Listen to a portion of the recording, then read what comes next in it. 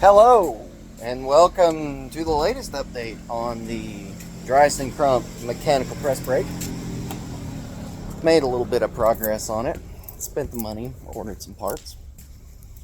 If you haven't been keeping up with it, this is a machine that I got off Facebook Marketplace for $500 plus the labor and the fuel to go pick it up. No dies, no clutch. Broke the motor loading it up, so at the moment, it's useless. However, I have made some progress. Go back and watch other videos on it. I have made some progress on getting this thing fixed to the point of operation. So, here's where we're at. I got the hub pulled out of the flywheel right here. I have to take this. I don't have a bearing puller that'll reach down in here and pull this off, so I'm going to take it to the house and press this off. We have it pressed at the house, and I'll just press it down.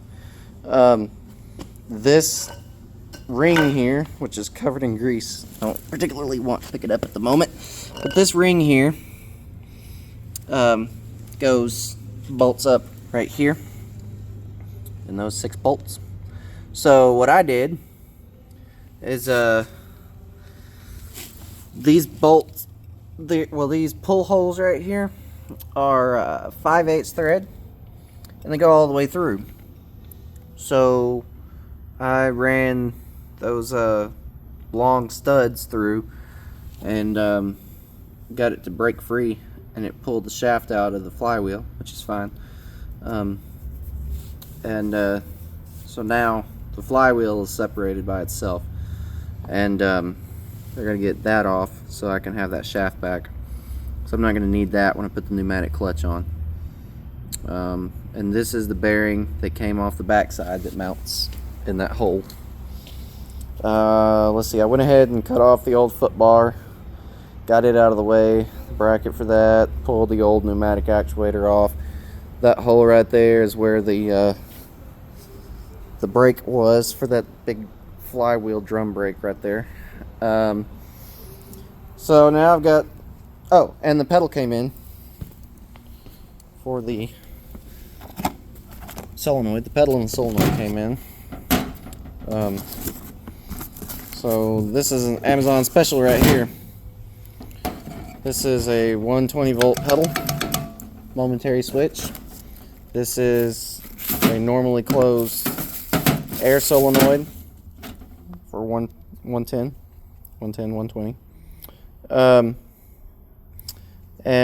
So I can wire in. Basically what's going to happen is I'm going to wire this switch into 110, and power will come into the pedal. It will exit the pedal, and it will energize this solenoid, which will allow air to flow to the clutch. That will allow the clutch to engage, and it will let it spin. To operate the equipment, you let off the pedal, it releases air. This is air unit. And this is one of the things that I've got to figure out the logistics on, is I have to have this high-speed air union for the hoses that go to the clutch to be able to spin and not tangle up. But one of the things that I have to figure out is I have to be able to mount this in the center with no obstructions. What I'm most likely going to do is I'm going to mount this end towards the clutch. I'll come out with a T with quick connects on it, and I'll run that down to my hoses on the clutch, and then this end will tie in from the solenoid, and then this will allow this to turn. But I've got to figure out, because the clutch itself has to have, it's an end shaft mounted, so the clutch has to mount on the shaft, and then I have to have a support bushing to go in the shaft, or in the clutch around the shaft, and then I have to get this mounted in the center. So originally what I was thinking I was going to do is use this arm and use the same shaft and just put a pillow block bearing here.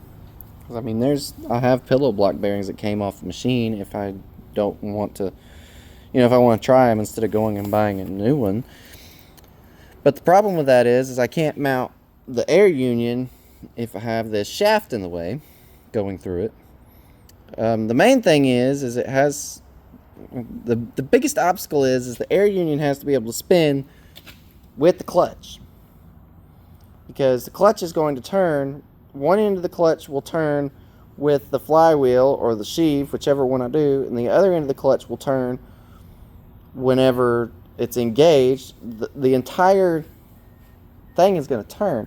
So what I may end up having to do is, that flywheel is way too heavy to be supported just from the end on that bearing. So what I may end up having to do is get a new sheave to go on the clutch, like that one that's made to go on the clutch, that's going to be much lighter. I think the clutch is only, I think the packing weight on it is like 50 pounds, which seems like a lot, but that thing right there probably weighs 100 or 150. It's a hunk of iron. And then it should be able to be supported from the bearing on the inside. The other option is, because the thing is, this cog goes on the back side of the flywheel here. That cog, which is actually made out of wood, but that cog is what drives, that cog right there goes on this shaft. So the cog goes from here, mounted by the bearing, to drive this cog, which this shaft is what drives the cams. So I have to make sure that I have this cog here. So what I may end up having to do is put the bearing that goes in here, come out, put the cog, and then between the cog and the flywheel or whatever I do, put a pillow block bearing in there, and then put the clutch, and then I can mount the air union on the back.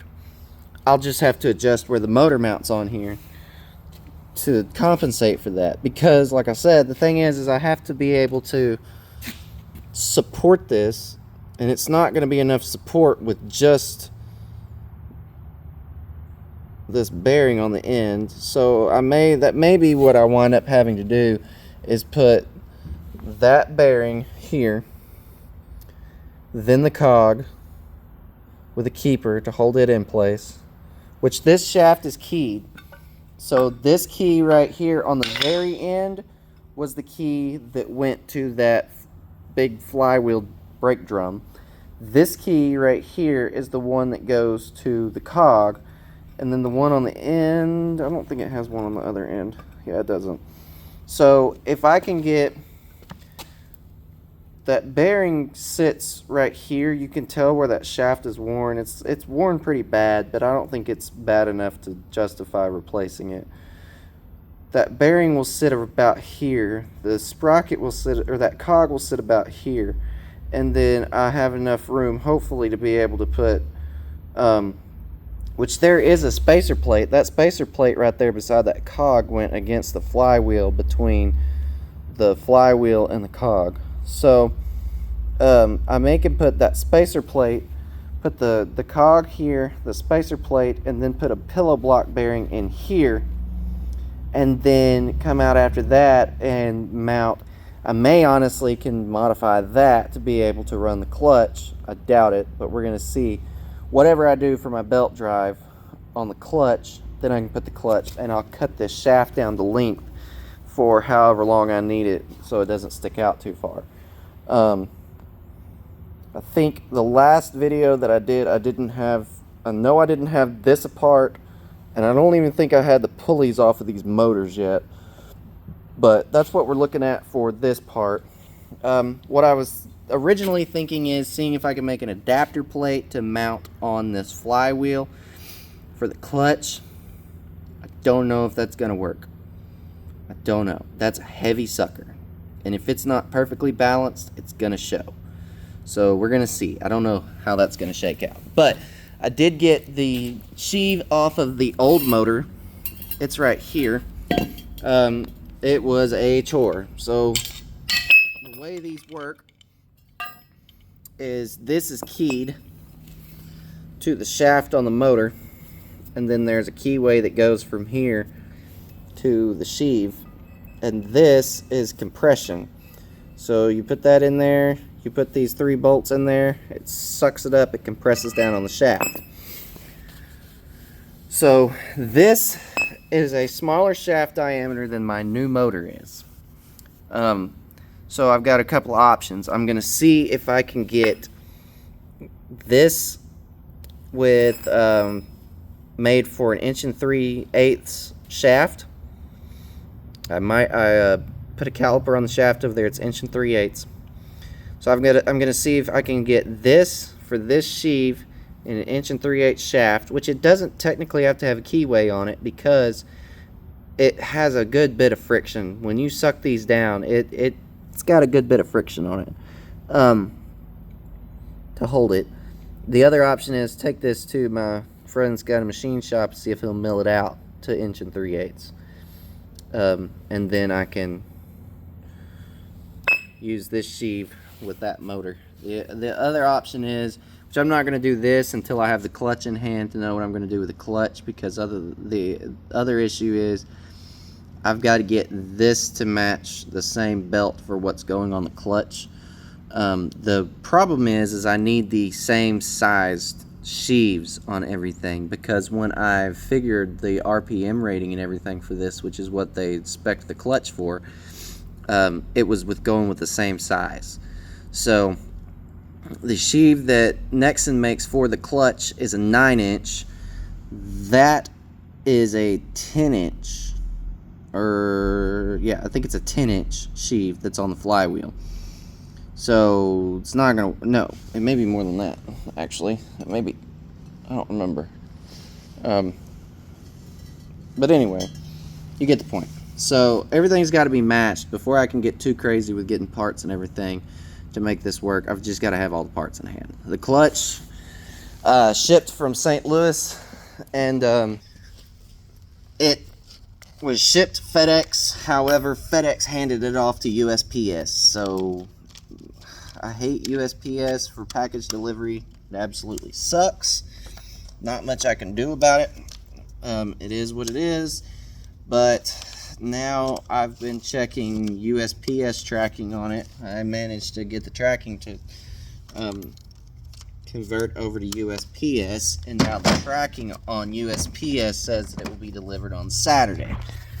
Well, we aren't open on Saturday. There's nobody here on Saturdays.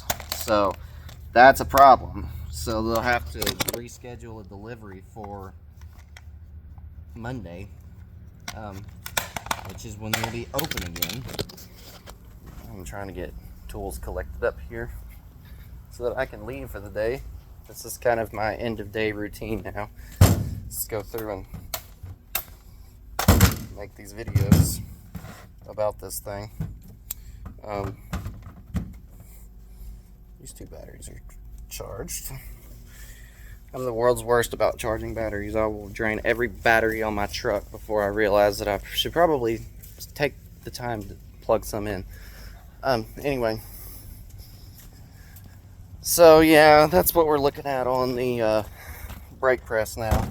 I'm anxious to get this thing going because I really feel like I can get some money with it. I'm going to go to some of the local trailer shops and talk to them about what I can do for them. There's been several projects where I wish I had this because, like I said in my other videos, it means that now, instead of having to cut and weld every time that I have an angle on a part, now I should be able to break it. That's considering as long as the thickness of the material is not too much for the press. It is a 35-ton press, and I have a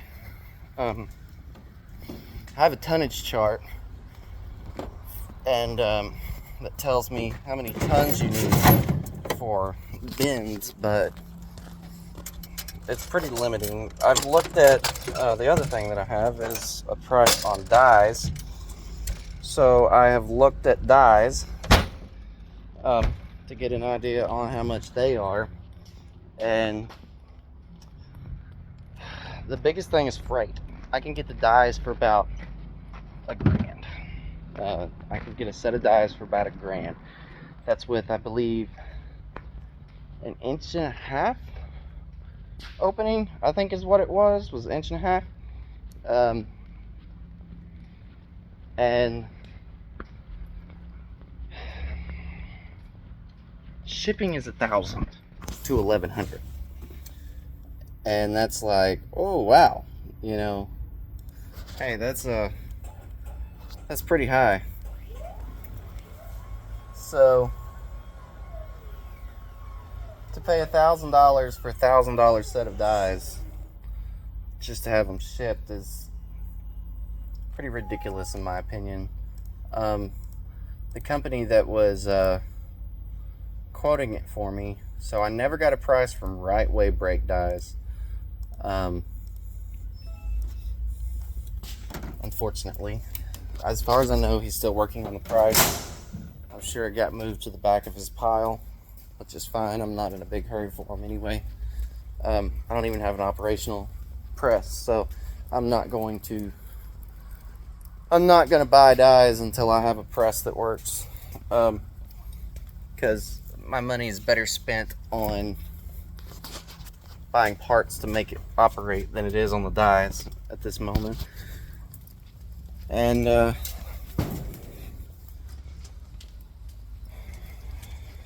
never heard back from Right Way. Sorry, I'm a little preoccupied making sure I've got everything shut down. And I don't remember what the company is that quoted it for me, but they're out of Illinois. And so the shipping on it is tearing me up. Like I said, it's like $1,100 to have a set. That's a bottom and a top die shipped to me. I could almost go get them for less than that by the time I pay for fuel and hotel. But we'll see what comes of that.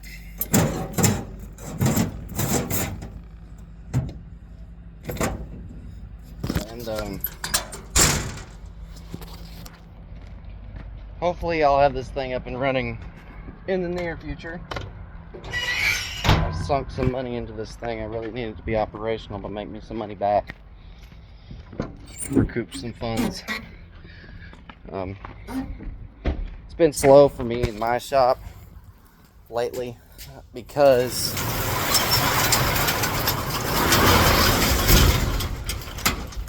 I have a full-time job at another shop, which is where I'm at now.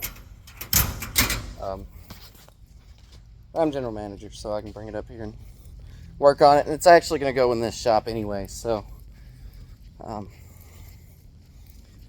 there'll be more on that later. But yeah, I don't have a whole lot of projects right now, just because most of my time has been going to my full-time job. And but that's enough. Not a rant, just the way it is right now. An observation, if you will. So, well, that does it for me today. I'm gonna finish my closing duties and stop and get some supper on my way home and call it a day. With any luck, the clutch will come in before this weekend, so I'm off on Friday anyway. I actually have a project on Friday that I have to take care of it as it is, so hopefully the clutch will come in before the weekend and it won't try to deliver on Saturday, and I'll actually have it on Monday when I get in. So anyway, like, share, comment. See y'all when I have another update.